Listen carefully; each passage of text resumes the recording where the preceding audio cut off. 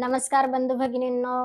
संघर्ष योद्धा मनोज दादा जरांगे पाटील यांच्यावरती घातपात करण्याचा जो कट करण्यात आला त्यानंतर ज्या मंत्र्यांचं नाव घेतलं मनोज दादांनी, त्या दोघांच्याही पत्रकार परिषदा झाल्या. आपण पाहिलं मनोज दादांनी सुद्धा पत्रकार परिषद घेतली आणि संबंधित मंत्री, माजी मंत्री तथा आमदार धनंजय मुंडे यांनी सुद्धा पत्रकार परिषद घेतली. दोघांनीही सांगितलं की आमच्या नार्को टेस्ट करा, आम्ही असे घातपाताचे काहीही प्रयत्न करत नसतो. मनोज दादा जरांगे पाटील सुद्धा म्हणतात मीही काही याच्यात खोटं बोललेलं नाही आणि धनंजय मुंडे सुद्धा म्हणतात की मीही काही खोटं बोललेलं नाही. आमच्या दोघांचेही नार्को टेस्ट होऊन जाऊ द्या, दूध का दूध आणि पाणी का पाणी समजून जाईल.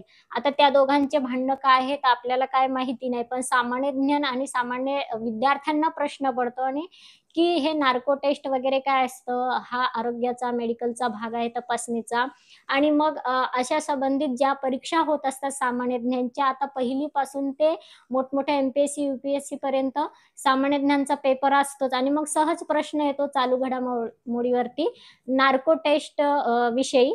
आणि नार्को टेस्ट म्हणजे काय असतात किंवा त्याच्यामध्ये कोणकोणते केमिकल वापरले जातात का त्या टेस्ट करताना, किंवा कोणते इंजेक्शन वापरले जातात का, याविषयी प्रश्न पडत असतो. मग कोणते इंजेक्शन वापरलं असेल तर त्या संबंधित त्याच्यामध्ये ह्या प्रकारचं केमिकल असतं.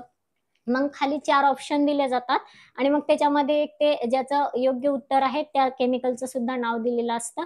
असे प्रश्न सामान्य ज्ञानच्या पेपरमध्ये येऊ शकतात आणि म्हणून सगळ्यांना माहिती असायला पाहिजे आरोग्याच्या दृष्टिकोनातून सुद्धा, आणि सामाजिक एक ज्ञान असावं आणि सामान्य प्रकारचं सुद्धा ज्ञान असावं. म्हणून नार्को टेस्ट म्हणजे काय असतं.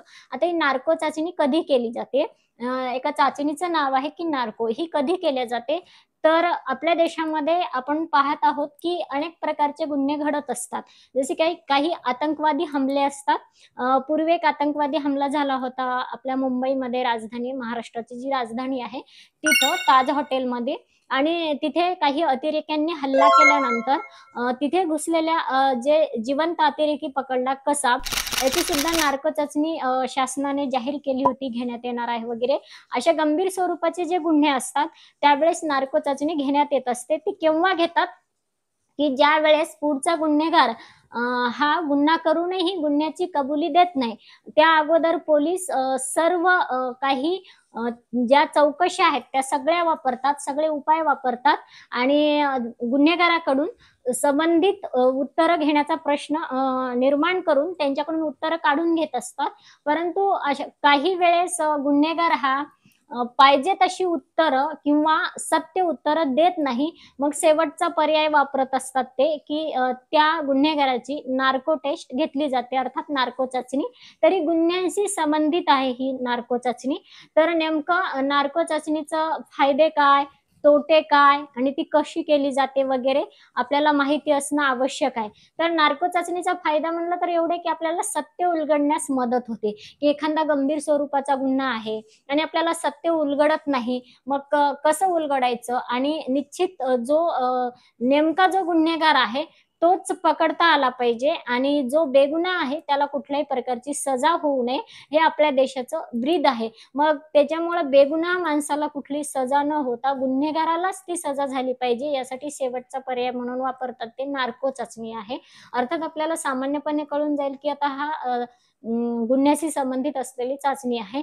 पण ती कशी केली जाते तर ती एक तपासणी केली जाते त्यांची आणि यासाठी त्या गुन्हेगाराच्या संमतीशिवाय सुद्धा करता येत नाही. त्याला गुन्हेगाराची संमती असणं सुद्धा आवश्यक आहे आणि ते एक न्यायालयामध्ये सुद्धा त्याची मागणी करूनच ते करावं लागतं. अर्थात न्यायालयापेक्षाही महत्त्वाचा भाग आहे की ज्याची चाचणी घ्यायची तो स्वतः. पण भारतामध्ये तर शक्यतो बंदी असते ही चाचणी घ्यायला. परंतु एखादा गंभीर स्वरूपाचा गुन्हा असेल तर मग ते घ्यावंच लागतं. त्यावेळेस पर्याय उरत नाही. तर आता हा मनोजदादा जरांगे पाटलांचा विषय आहे की तो घातपाताचा विषय असल्यामुळे ते दोघंही म्हणतात की आमची नार्को चाचणी घ्यायला काही हरकत नाही. आम्ही दोघंही नार्को चाचणी द्यायला तयार आहेत. मग असं एखादे गंभीर स्वरूपाचे जर गुन्हे असतील आणि संबंधित स्वतः जर व्यक्ती ठाम असेल की माझी नार्को चाचणी घेऊ शकता, तर अशा वेळेस त्याच्या संमतीने घेतल्या जाते. परंतु कलम 20(3) चे उल्लंघन होते व्यक्ती स्वातंत्र्याचं.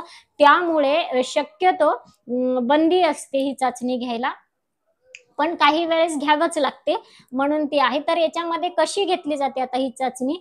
तर ज्याची चाचणी घ्यायची त्या व्यक्तीला इंजेक्शनद्वारे सोडियम पेंटोथल एक रसायन असतं, ते इंजेक्शनद्वारे त्याच्या शरीरामध्ये दिलं जातं.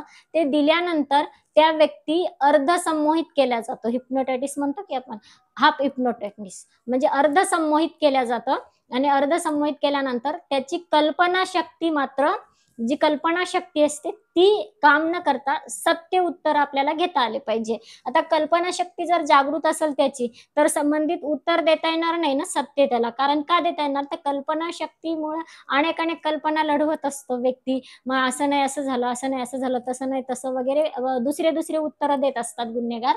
त्याच्यामुळं कल्पनाशक्ती काम न करता त्याचं जे सत्य उत्तर आहे, काय घडलं नेमकं, कसं-कसं घडलं, कसं-कसं, काय-काय केलं, कसं-कसं प्लॅनिंग होतं वगैरे, तुम्ही कसं केलं. उदाहरणार्थ कसाबचं जो असतं समजा तो मुंबईमध्ये कसा आला, अगोदर बॉम्ब कुठून घेतले, कसे तयार केले, काय केले, मुंबईमध्ये कसा आला, ताज हॉटेलमध्ये कसा शिरला, मग काय झालं, मग कुठे थांबला वगैरे, कोणी मदत केली, अशा प्रकारचे जे उत्तर असतात, ते अपेक्षित असतात त्याच्यामधून मिळणं. मग तशा प्रकारचे प्रश्न संबंधित व्यक्तीला विचारले जातात आणि त्यांच्याकडून ते सत्य उत्तरं काढून घेण्याचा प्रयत्न केला जातो. पूर्णपणे प्रयत्न केला जातो. आता त्याच्यामधून किती सत्य उत्तरं निघतात हेही तितकंच महत्त्वाचं असतं. मग ते उत्तरं काढून घेण्याचा प्रयत्न केला जातो. अशा प्रकारचे उत्तरं एकदा मिळते-जुळते उत्तरं मिळाले, तर कळतं आपल्याला की हाच व्यक्ती गुन्हेगार आहे किंवा नाही आहे, हे त्याने दिलेल्या उत्तरावरून आपल्याला ठरवता येतं.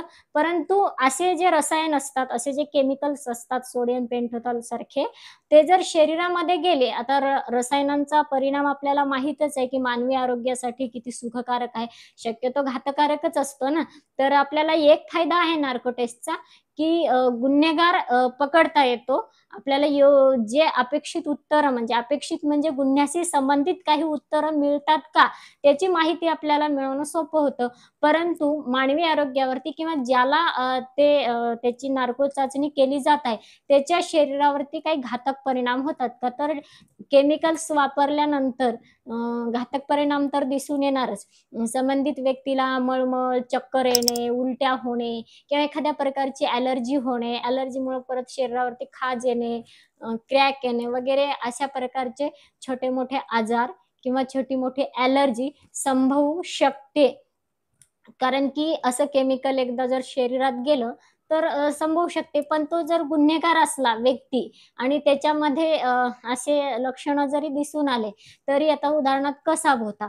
कसाबच्या शरीरात असे लक्षणं दिसून आले, तरी त्याचं म्हणजे लोकांना एवढं काही वाटणारच नाही ना, कारण गुन्हेगार आहे, ज्याने एवढ्या लोकांना मारलं आहे, ज्याने निष्पाप लोकांचा बळी घेतला आहे. तर अशा प्रकारच्या गुन्हेगारांवरतीच ही चाचणी केली जाते.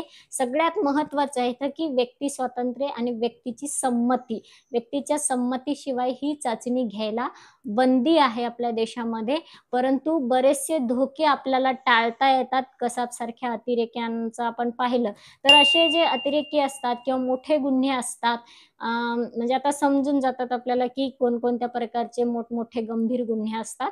अशा वेळेस नाईलाजाने ती चाचणी घ्यावं लागते. यालाच नार्को चाचणी असं म्हणतात.